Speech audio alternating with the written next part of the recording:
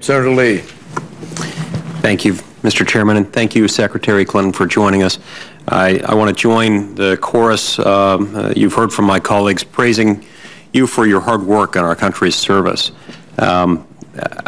Every time I watch the news, I wonder whether they ever allow you to sleep. I hope they do, but rest assured the American taxpayer is getting his money's worth out of your service, and I appreciate the hard work you've put in. I want to follow up, first of all, on some of Senator Shaheen's questions about Egypt. You know, in your fiscal year 2013 request, there is a request for an additional sum going up from $1.5 billion in the previous fiscal year to $1.56 billion for Egypt. And I'm wondering,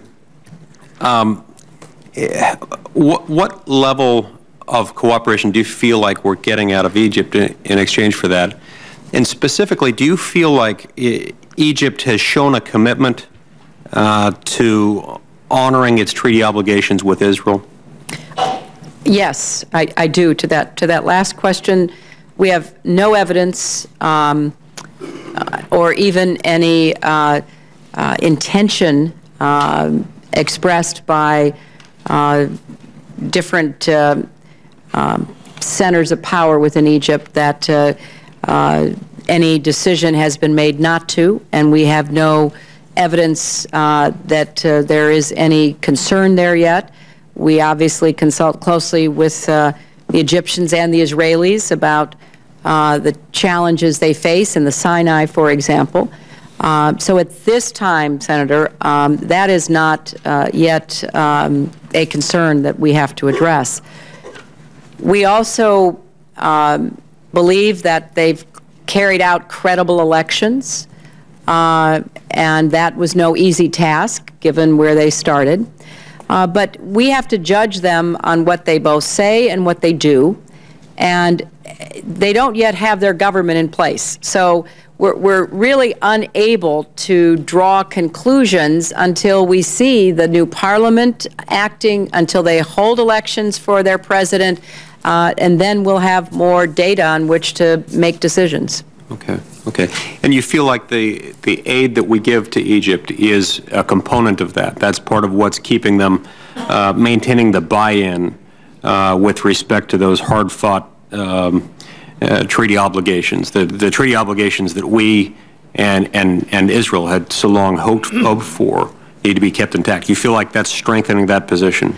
It certainly has historically, and again, sitting here today, I have no evidence on which to draw any other conclusion. But I also know that we're going to learn a lot more about the new government in the months ahead, and we will be very, very vigilant.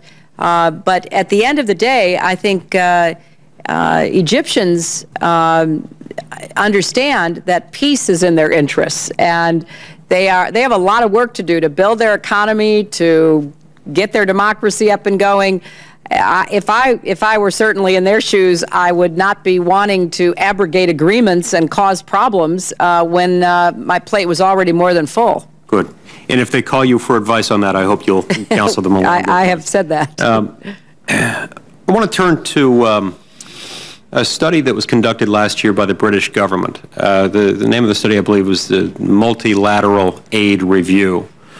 In that study, the British government undertook an examination of the performance of various UN organizations against criteria including cost control, delivery of outcome, transparency, and other related factors.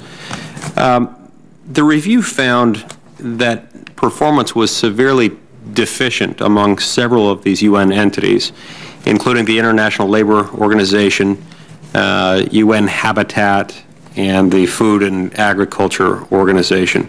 They found the performance, in fact, so poor on those criteria that the British government chose to withdraw at least its core funding to those same programs. And the British government also concluded that various other UN entities, while not scoring quite as bad as those, were jeopardized enough that they they recommended that, quote, as a matter of absolute urgency, close quote, the UN implements special measures to try to improve those programs. So my question for you is,